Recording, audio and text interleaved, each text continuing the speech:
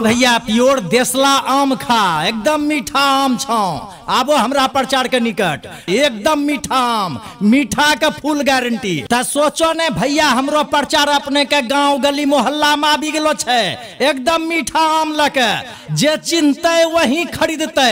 आबो भैया 100 में 1.5 किलो आम, एकदम मीठा आम। आबो भैया खरीदी के लके जा।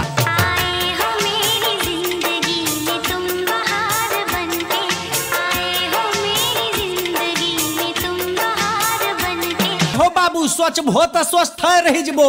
अहिनो आम लके बार बार नहीं कोई था, मीठा आम लके लो छो। जे खैला होते वही लेते। ई चिन्हे वाला चीज के भैया आम का पहचानो। अब मीठा आम अपनो घर में लके जा। बाबू 100 में 1.5 किलो खरीदो खरीदो, सब कोई खरीदो, मीठा आम छो। आबो भैया लके जा। झुमका बजरिया में तोरा ले जाइबो, गुरुआ पहाड़िया में तोरा घुमाइबो। धानी सज धज के हो जाताई। हाँ दीदी आम का सीजन आबि गेलो छे। मिठो आम लगे लो छो घर गली में। अब आम देखो एकदम मीठा चिनिया मीठा आम के लेके जा। 70 टका किलो आ 100 में 1.5 किलो। अब घर में बाल बच्चा सबके दो मीठा आम खिलाबो। अब हमरा प्रचार में तोरा ले जेबो जाके बाजार।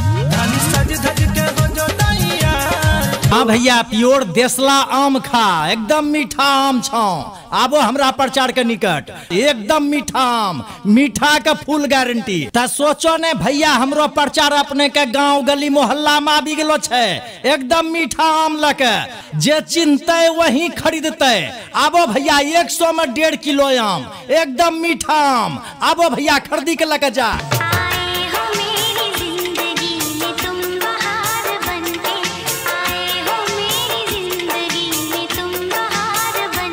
हो बाबू सोच भो त स्वस्थ रही जबो।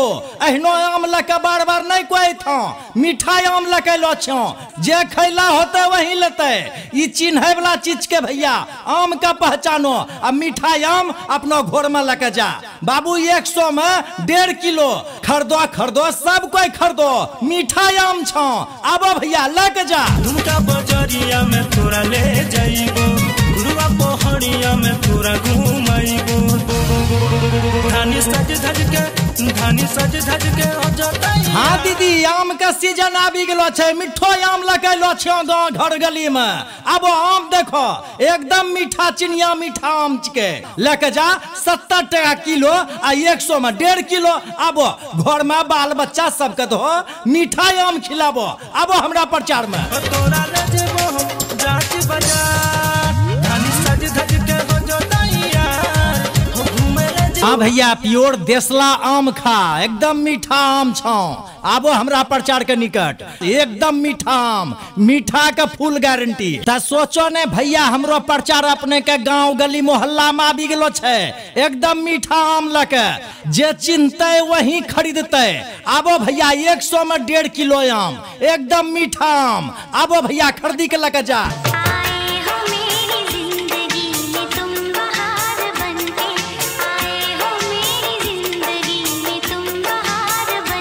हो बाबू सोच भो त स्वस्थ रही जबो।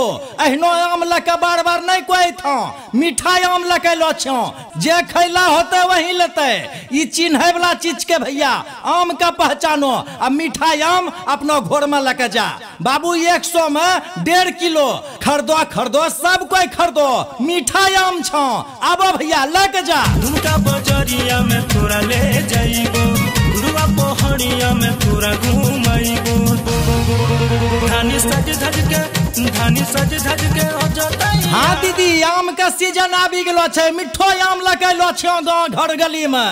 अब आम देखो एकदम मीठा चिनिया मीठा आम के लेके जा। 70 टका किलो आ 100 में 1.5 किलो। अब घर में बाल बच्चा सबके दो मीठा आम खिलाबो। अब हमरा प्रचार में तोरा ले जेबो जाके बाजार। धानी सज धज के हो जाताई।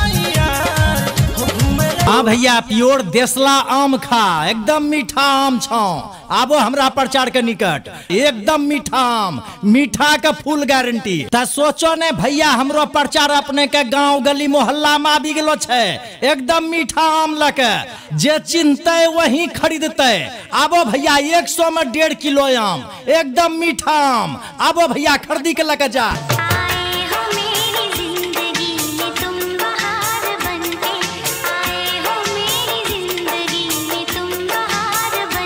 हो बाबू सोच बहुत स्वस्थ रही जबो एहनो आम लके बार बार नहीं कोई था मीठा आम लके लो छो जे खैला होते वही लेते ई चिन्हे वाला चीज के भैया आम का पहचानो आ मीठा आम अपना घर में लेके जा बाबू 100 में 1.5 किलो खरीदो खरीदो सब कोई खरीदो मीठा आम छो आबो भैया लेके जा। झुमका बजरिया में तोरा ले जाइबो गुरुआ पहाड़िया में तोरा घुमाइबो धानी सज धज के हो जाताई। हाँ दीदी आम का सीजन आबि गेलो छे मिठो आम लगे लो छो घर गली में अब आम देखो एकदम मीठा चिनिया मीठा आम के लेके जा 70 टका किलो आ 100 में 1.5 किलो आबो घर में बाल बच्चा सबके दो मीठा आम खिलाबो आबो हमरा प्रचार में तोरा ले जेबो हम जाति बाजार धानी सज धज के हो जाताई यार हो घूमे। हाँ भैया प्योर देसला आम खा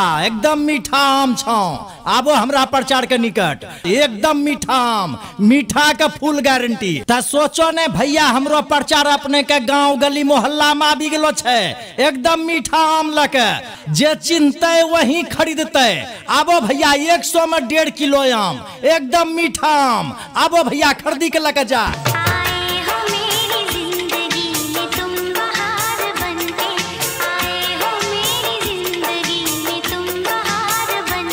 हो बाबू सोच बहुत स्वस्थ रही जबो एहनो आम लके बार बार नहीं कोई था मीठा आम लके लो छो जे खैला होते वही लेते ई चिन्हे वाला चीज के भैया आम का पहचानो आ मीठा आम अपना घर में लेके जा बाबू 100 में 1.5 किलो खरीदो खरीदो सब कोई खरीदो मीठा आम छो आबो भैया लेके जा। झुमका बजरिया में तोरा ले जाइबो गुरुआ पहाड़िया में तोरा घुमाइबो धानी सज धज के हो जाताई। हाँ दीदी आम का सीजन आबि गेलो छे मिठो आम लगे लो छो घर गली में अब आम देखो एकदम मीठा चिनिया मीठा आम के लेके जा 70 टका किलो आ 100 में 1.5 किलो आबो घर में बाल बच्चा सबके दो मीठा आम खिलाबो आबो हमरा प्रचार में तोरा ले जेबो हम जाति बाजार धानी सज धज के हो जाताई यार हो घूमे। हाँ भैया प्योर देसला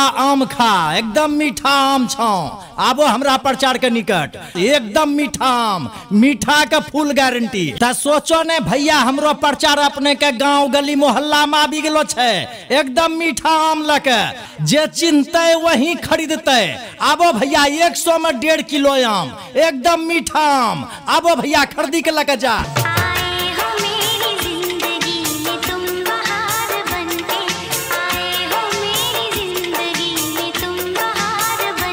हो बाबू सोच बहुत स्वस्थ रही जबो एहनो आम लके बार बार नहीं कोई था मीठा आम लके लो छो जे खैला होते वही लेते ई चिन्हे वाला चीज के भैया आम का पहचानो आ मीठा आम अपना घर में लेके जा बाबू 100 में 1.5 किलो खरीदो खरीदो सब कोई खरीदो मीठा आम छो आबो भैया लेके जा। झुमका बजरिया में तोरा ले जाइबो गुरुआ पहाड़िया में तोरा घुमाइबो धानी सज धज के हो जाताई। हाँ दीदी आम का सीजन आबि गेलो छे मिठो आम लगे लो छो घर गली में अब आम देखो एकदम मीठा चिनिया मीठा आम के लेके जा 70 टका किलो आ 100 में 1.5 किलो आबो घर में बाल बच्चा सबके दो मीठा आम खिलाबो आबो हमरा प्रचार में तोरा ले जेबो हम जाति बाजार धानी सज धज के हो जाताई यार हो घूमे। हाँ भैया प्योर देसला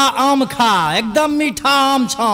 आबो हमरा प्रचार के निकट, एकदम मीठा आम, मीठा के फुल गारंटी। त सोचो ने भैया हमरो प्रचार अपने के गांव गली मोहल्ला में आबि गेलो छे, एकदम मीठा आम लके जे चिन्हते वही खरीदते। आबो भैया 100 में 1.5 किलो आम, एकदम मीठा आम। आबो भैया खरीदी के लके जा।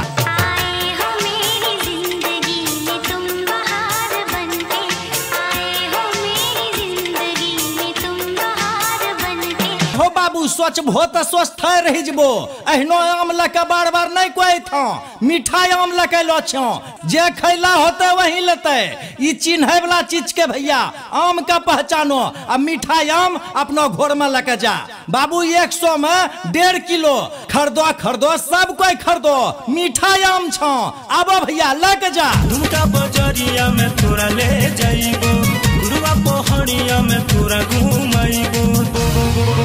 धानी सज धज के अजतैया। हाँ दीदी, आम का सीजन आबि गेलो छे, मिठो आम लगे लो छे गांव घर गली में। अब आम देखो एकदम मीठा, चिनिया मीठा आम के लेके जा। 70 टका किलो आ 100 में 1.5 किलो। अब घर में बाल बच्चा सबके दो मीठा आम खिलाबो। अब हमरा प्रचार में तोरा ले जेबो हम जांच बजा